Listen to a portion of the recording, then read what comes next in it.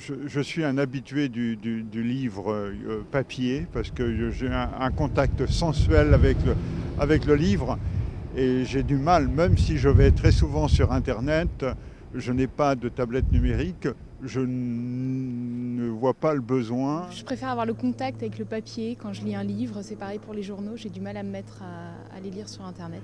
Je suis plus adepte du livre traditionnel, donc papier, bien que j'ai déjà pu lire en fait des livres au format numérique. Je suis beaucoup plus papier pour tout ce qui est littérature. J'aime beaucoup conserver aussi l'idée de faire une bibliothèque. Le livre papier, je le garde, je le conserve, je le reprends, je reviens, je le mets dans ma bibliothèque. Je n'ai jamais jeté un livre, je ne sais pas. J'ai l'impression qu'avec le numérique, on jette, on ne conserve pas. Je me vois mal choisir un livre au milieu d'une forêt d'écrans. Je préfère aller dans une librairie où effectivement on voit les couvertures, on peut feuilleter le bouquin, on peut en lire quelques pages comme ça au hasard ou commencer tout simplement l'ouvrage. Il y a un côté effectivement plus humain tout simplement.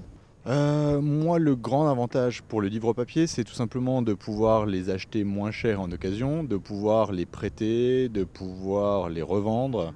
Après, l'autre avantage, néanmoins, quand même, pour le livre numérique, c'est tout simplement le gain de place et pouvoir emporter toute une bibliothèque sur soi. Les avantages du papier, c'est justement de faire la rupture avec le monde du travail, où on est quand même aujourd'hui outillé d'ordinateurs et où on passe sa journée sur des ordinateurs. J'ai peur que quand même le livre papier disparaisse. J'espère que je ne le verrai pas. Moi je crois que je continuerai à acheter des livres papier. Peut-être qu'un jour je me mettrai au numérique, mais je pense que je continuerai à utiliser les deux supports. Je pense que le livre papier va rester, va faire son propre marché et que les deux vont finalement cohabiter, quoi. Je pense même qu'on va revenir peut-être à une forme d'artisanat avec des éditeurs qui vont être des artisans du bel objet, de l'objet rare, et on va laisser le numérique à l'industrialisation, à la mondialisation.